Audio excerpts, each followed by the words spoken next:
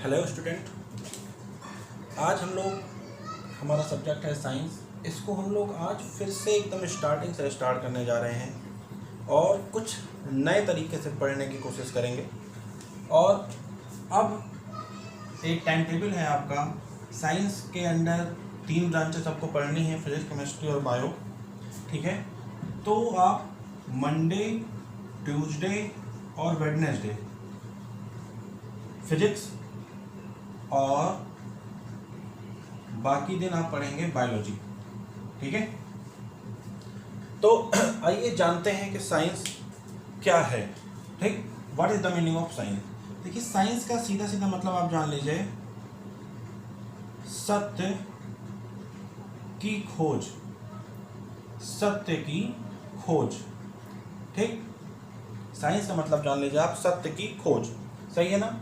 अगर साइंस माने हो गया सत्य की खोज, तो what is the meaning of knowledge. ठीक, सत्य का ज्ञान, सत्य की खोज। तो यहां पर हम बात कर रहे हैं नॉलेज की, कि नॉलेज किसे कहते हैं। ठीक है, तो ध्यान से सुनिएगा। सत्य की खोज कर रहे हैं हम, पता नहीं है सत्य क्या है, खोज कर रहे हैं, तो वो साइंस हो गया। आपकी नॉलेज की बात जब भी हम करेंगे तो हम कहेंगे सत्य का अनुभव। सत्य का अनुभव क्या कहलाता है? नॉलेज कहलाता है। ये हो गया basic difference of science and knowledge. Clear? ठीक है, आइए डिफिनीशन जानते हैं साइंस की। सुनिए, डिफिनीशन की बात करें आप तो आप लिख सकते हैं यहाँ पर specific and systematic. Specific and systematic knowledge. ठीक,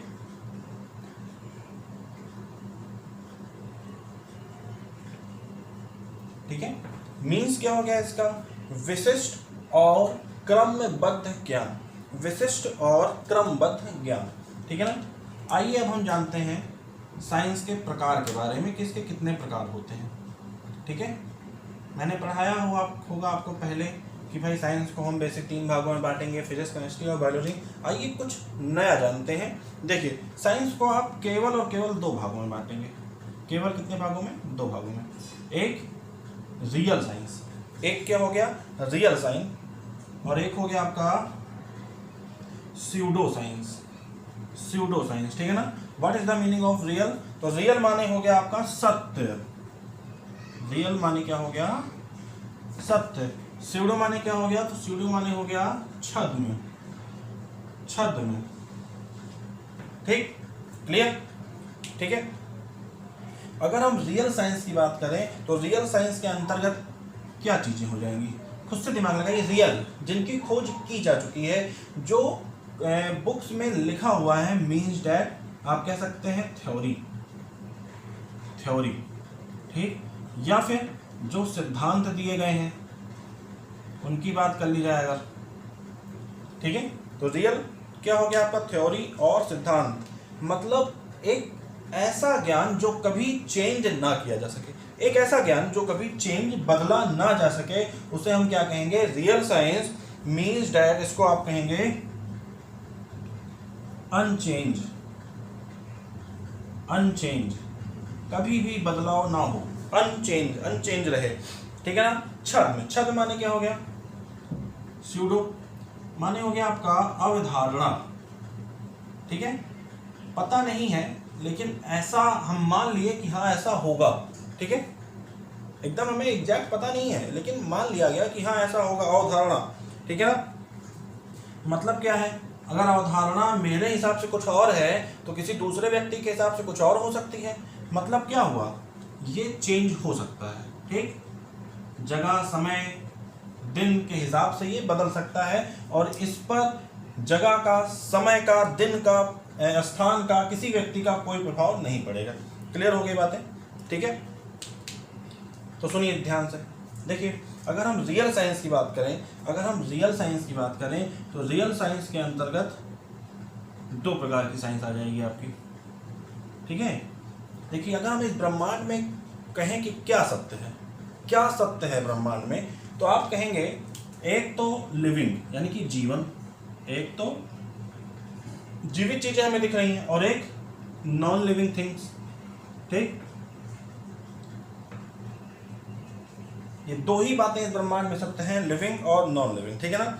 अगर हम लिविंग की बात कर लें, तो लिविंग का मतलब सीधा सीधा क्या होगा, बायोलॉजिकल साइंस है। किससे हो गया, बायोलॉजिकल साइंस है। ठीक है ना, बायोलॉजिकल साइंस से लिविंग का सीधा सीधा मतलब हो गया बायोलॉजिकल साइंस से। अगर हम बायोलॉजिकल साइंस को भी बांटना चाहें तो कितने भागों में बट जाएगा, देखिए बायोलॉजिकल साइंस की बात कर रहे हैं, कितने भागों में बट जाएगा, तो देखिए जूलॉजी, जूलॉजी और बॉटनी, जूलॉजी और बॉटनी। ठीक, दो बट जाएगा। ठीक है ना। What is the meaning of zoology, तो जूलॉजी को कहेंगे आप, इसमें हम किसका अध्ययन करेंगे, तो एनिमल, इसमें हम एनिमल्स का अध्ययन करेंगे। ठीक है ना। अगर हम बॉटनी की बात करें तो बॉटनी में आप किसका अध्ययन करेंगे, तो प्लांट का अध्ययन करेंगे। बॉटनी में किसका अध्ययन किया जाएगा, प्लांट्स का। ठीक है, क्लियर हो गई बात। ठीक, अगर पूछा जाए जूलॉजी, जूलॉजी के खोजकर्ता या फादर ऑफ जूलॉजी, तब आपका आंसर होगा अरस्तु। क्या आंसर होगा यहाँ पे, अरस्तु। क्लियर हो रहा है। अगर आपसे पूछ लिया जाए father of botany, father of botany, तब आंसर होगा आपका थियोफ्रेस्टस, थियोफ्रेस्टस। ठीक है, ये तो हमने बात कर ली लिविंग साइंस के बारे में। अब आगे जानते हैं नॉन लिविंग साइंस के बारे में। ठीक है, ध्यान से देखिए, अगर नॉन लिविंग साइंस के बारे में जब भी पूछे आपसे, तो आपका केवल एक ही आंसर होगा कि फिजिकल साइंस, फिजिकल साइंस। ठीक है, फिजिकल साइंस। ठीक है ना। और फिजिकल साइंस के अंदर दो चीजें हो गई, एक मैटर हो गया और एक एनर्जी हो गया। दो चीजें हो गई, एक हो गया आपका मैटर और एक हो गया एनर्जी। ठीक है, मतलब हमें फिजिकल साइंस में जब भी हम कदम रखेंगे तो केवल मैटर और एनर्जी को ही पढ़ना रहेगा हमें, और कुछ नहीं है। और मैटर की बात करें, अगर हम मैटर की बात करें तो मैटर का मतलब हो गया सीधे सीधे आप पूछ लीजिए केमिस्ट्री में। कहाँ चले जाएंगे आप, केमिस्ट्री में। ठीक है ना। मैटर की बात जब भी होगी तो ये बातें केमिस्ट्री में की जाएंगी आपसे। ठीक है, एनर्जी की बातें हो रही है तो एनर्जी का आप बात करें फिजिक्स में। क्लियर। ठीक है, यहीं पे अगर आपसे पूछ लिया जाए कि फिजिक्स के फादर ऑफ फिजिक्स, तो आपका आंसर होगा न्यूटन। फादर ऑफ फिजिक्स तो आप कहेंगे न्यूटन। ठीक, फादर ऑफ केमिस्ट्री तो कहेंगे आप लेवासिए। ठीक है, इतनी बातें समझ में आई।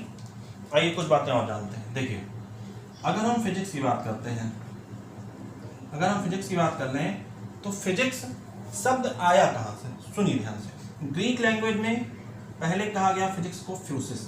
क्या कहा गया, फ्यूसिस। क्यों, क्योंकि फ्यूसिस का मतलब होता है नेचर, नेचर। ठीक, प्रकृति। सही है, और इसी फ्यूसिस से आ गया फिजिक्स। इतनी बात क्लियर हुई। केमिस्ट्री देखिए,